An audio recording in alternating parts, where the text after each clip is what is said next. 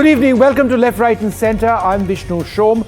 On the programme, a historic milestone has been reached as India and the United Kingdom have officially signed a landmark free trade agreement, a deal set to transform economies and deepen ties between these global powerhouses.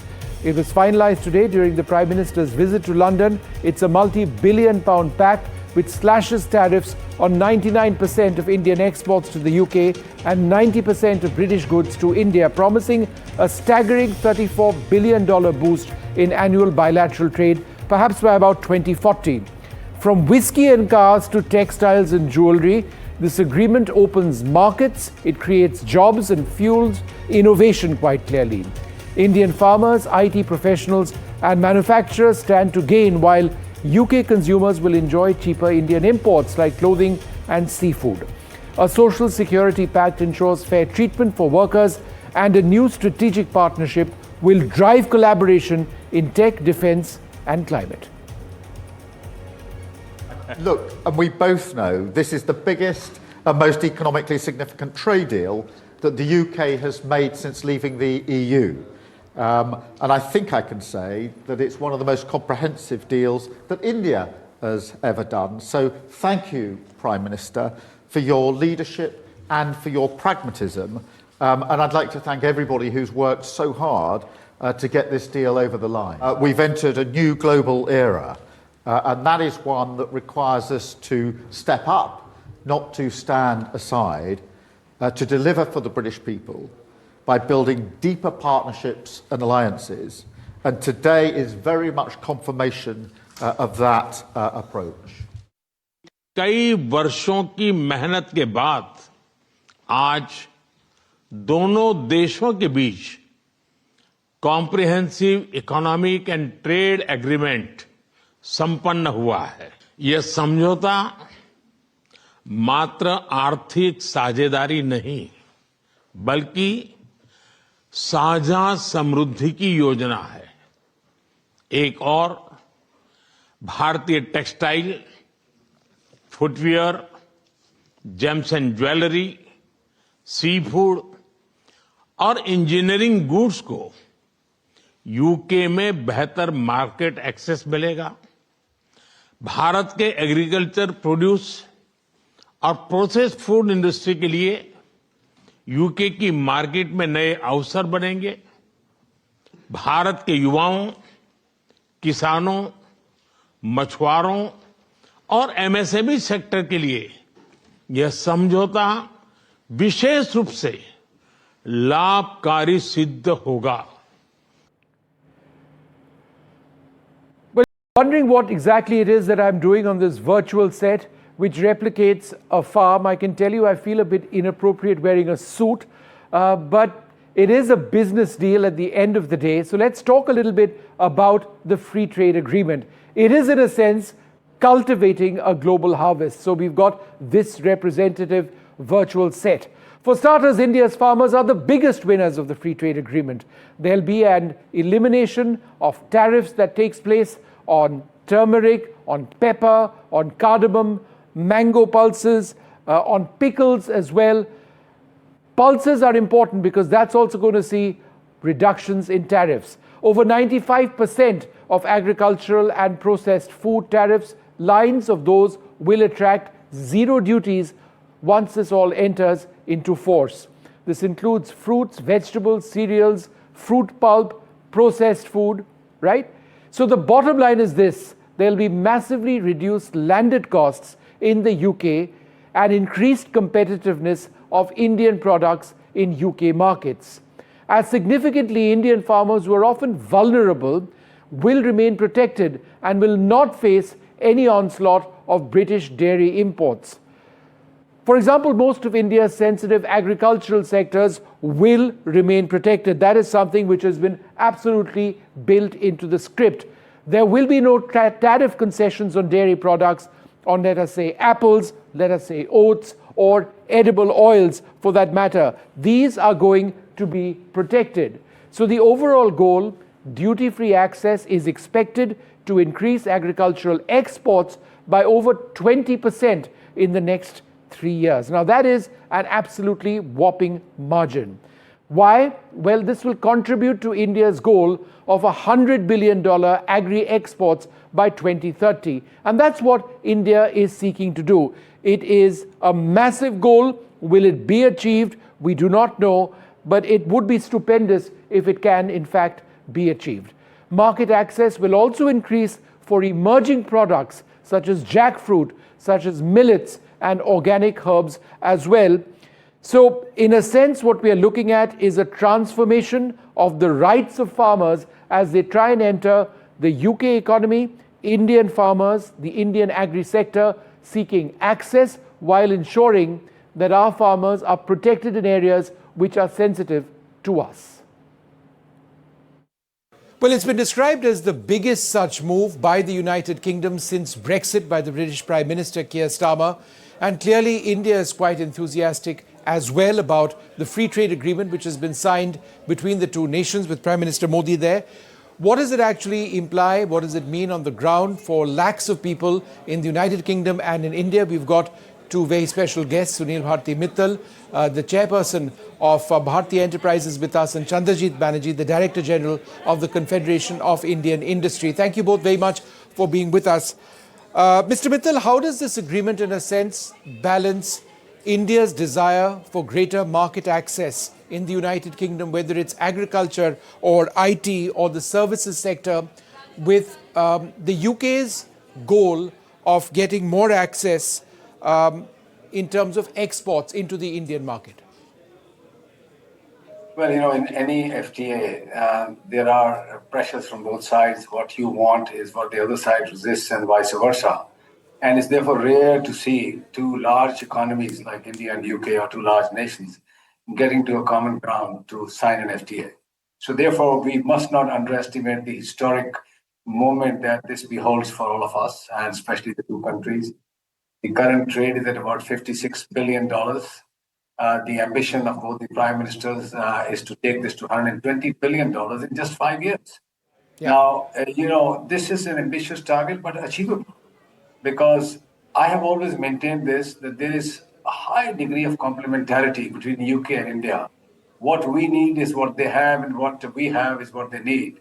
What did India give? A huge market that is evident, big talent pool, very, very special, ingredient today in the world. And then, of course, it has low-cost manufacturing availability in India. On the other hand, UK has technologies, especially high-tech technologies on nuclear, on space, on defense, biosciences. And this is where India can benefit by tying up with the British companies, or British companies investing in India. And then, more importantly, access to our SMEs, MSMEs, on the leather footwear, in the area of hand tools, machine tools, gems and jewelry. So if you see, the complementarity is extremely high. If you combine these two, it's a force multiplier. Sure. No, but Mr. Mittal, while we have you, I must ask you, how does it potentially benefit your company? How does it work for Airtel and the telecom sector? Well, I represent here the Indian industry, so I would not be wanting to be too specific, but I can mention it. I have big investments in the UK in the hospitality and real estate sector. It's one of the verticals we have in Bharti. We have a joint venture with the British government in OneWeb, the satellite company, which is now part of the Franco-UK-India axis, where French government is also invested. And our largest shareholding in British Telecom, which is the iconic telecom company in the UK. And we have been in the UK for over a decade, nearly 15 years now. And this trade deal is just a strong validation of what we have been doing for the last 15 years. Yeah. Mr. Banerjee, one of the biggest concerns, and this is true not just of the United Kingdom, but also, in a sense, what we are negotiating with the United States, the agriculture sector, and ensuring that some of our core interests in the agriculture sector are protected, while at the same time ensuring that we gain market access. In the context of this free trade agreement, how has that been assured? I think we have been very careful and very the agricultural sector's interest in this trade deal has been well negotiated from the point of view of India. I think we have seen that the agricultural sector actually gets more opportunities from the Indian side rather than it getting, as was always thought, that a trade agreement of this kind could lead to any detrimental effect on Indian ag sector. And I think this the key of this negotiation, which comes out, is that the agricultural sector only gets to sort of benefit if you really look at the type of food processing sector or the agri-processing sector that would get opportunities from this trade deal, rather than any easy imports coming into India, which affects our ag sector. Mr. Mittal, how is this also in a sense about promoting and projecting brand India? For example, whether it's Chanderis or Benarasis or even Kolhapuri chappals, the fact is that Indian artisans are being promoted, and the trade-off for us is huge. Small communities, artisans, they get promoted at a global stage, and the brand of India and their specific crafts gets projected as well. I think you've raised a very important point. These are affluent markets where you can sell your wares at a significantly higher premium. These are labor-intensive industries, each one of them that you have mentioned. There's a natural advantage that countries like India have. There has been craft for centuries that is available in India and now being showcased across the globe. Now, one of the areas of problem was that when they came to the UK, access was difficult, and they had to do social security contribution, which was wasted when they went back. Now you can have right from yoga teachers to nurses to chefs who can come in here, work for a period of time. IT and ITES industries, in any case, come in very large numbers here. Over 4,000 crores of rupees is lost a year in capital contributions here in Social Security, which never gets recouped. All these benefits make us more competitive. And importantly, market access becomes so much easier under this FTA that we should be able to now take advantage of these benefits that have been provided under the FTA. Mr. Mittal, I find it interesting that medium and small scale enterprises from India also have a real opportunity. What do you believe MSMEs can potentially gain in terms of access into the UK economy? At two levels, we are seeing there are lots of mid-scale companies here in the UK which have small markets, have been having very high technology pools, but not enough markets. Some of those companies can be taken over by Indian companies, mid-sized companies. We are seeing some of those activities. Machine tools, hand tools, small automobile parts which are required in the UK, our MSME can plug into that. And as I said, ethnic wear, leather footwear, locksmiths, locks. I mean, there are lots of small things which are not made in the UK and are imported from China or other places, now get a leg up in under this FTA. So you should start seeing the goods, which are currently at about $23 billion, of which India exports 14 billion, could probably double from here. Mr. Banerjee, just on the point of the potential mobility of professionals, now the UK at one level has very stringent rules. For example, Indian professionals who want to work over there would necessarily require a skilled worker visa. That means the sponsorship of a particular company or a particular group. And those are difficult to renew, number one. And number two, those are applicable only in certain sectors where the UK believes that they can do with skilled workers. Therefore, this agreement is not going to result in a free-for-all in a sense of all of those who aspire to work in the United Kingdom. The sectors are fairly limited and the numbers would be regulated as well. That's my reading. Am I right? I would see it in the following way. Number one, UK has limited, professionals in many sectors, and their ability to service many companies, many industries which are investing into the UK would be limited given the lack of skills that are required in those sectors. So to that extent, I don't see that Indian companies would not be able to have their professionals being involved to grow in the UK, to bring in the mobility again. Has found a lot of mention in the trade agreement, and it actually gets facilitated by this trade agreement, enhanced by this trade agreement. And thirdly, the other area that India should take advantage of is today, if we really look at some of the educational institutions Yes. that are coming into India from the UK, which are setting up the double campuses or the twin campuses in the UK and back in India. I think we are getting an exposure to both the worlds in terms of the advantage of the British education system in India, which brings in affordability, etc. And of course the opportunities for them will be available both in India, across the world, as well as in UK, I see. Mr. Mittal, I find it interesting that one of the areas that both countries are looking on quite closely is parity in educational qualifications. This is important because if you're educated in India, you may not be sort of viewed in the same way if you want to work in the UK, and vice versa. In fields such as law, for example, or medicine, just off the top of my head, or education certainly, is the potential granting of parity not something that can really do away with a lot of roadblocks which exist? No, I agree. In fact, doctors have always had this issue of getting fully qualified in India and then landing here in the UK and having to go through another process to get qualified. The legal profession had the same issue. There's always a new course that you have to go through and exams, etc. So all these will be very beneficial and helpful to our professionals who want to come and work in the British society at par with the local Britishers.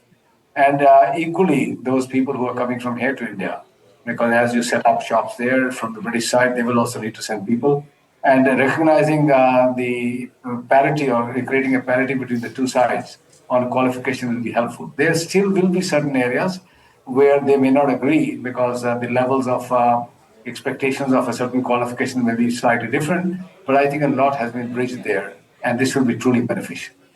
Mr. Mittal, one final word from you. How does this benefit the United Kingdom? I do know that Keir Starmer had said that after Brexit, this is the biggest deal of its sort, of its kind that they've done.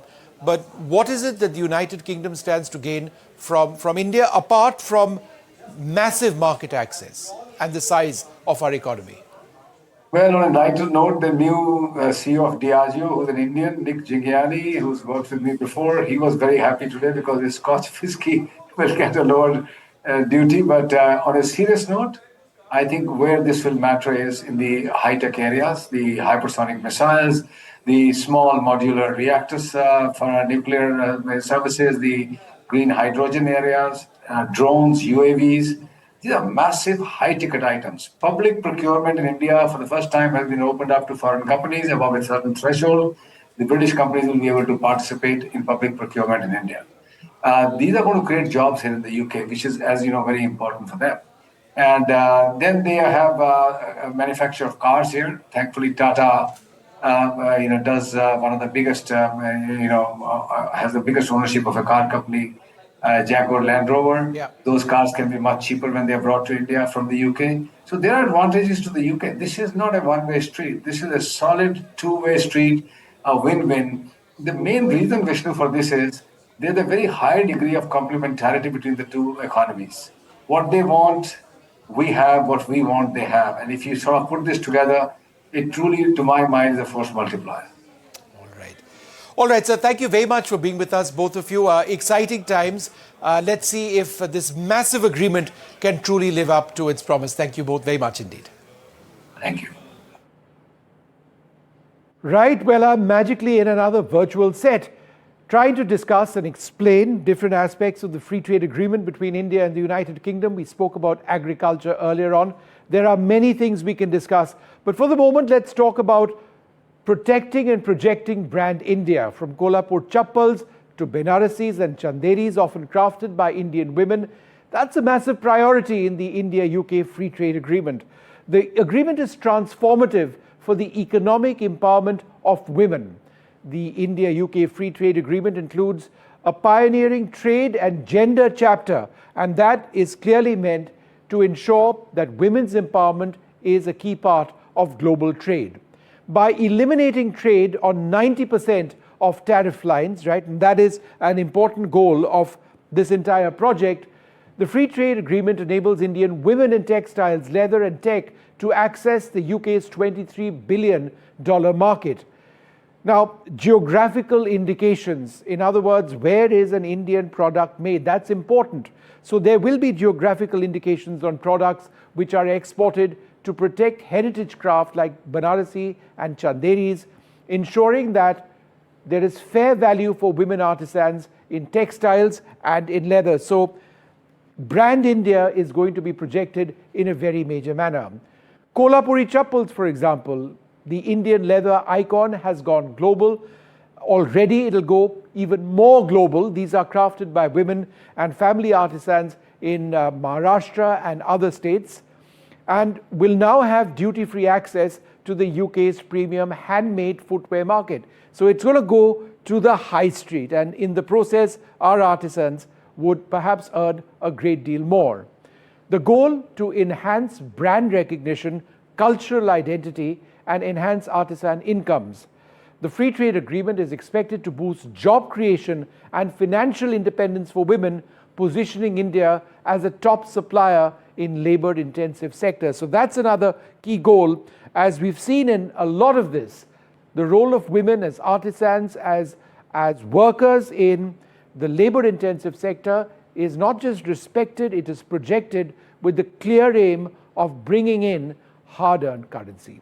Well, we're going to move on now to a very special interview done by my colleague Tamanna Inamdar. She is the managing editor of NDTV Profit, spoke to Anisha of Mahindra's. Here's what he had to say. I think congratulations to you and all of us as Indians for a milestone deal. What really stands out for you?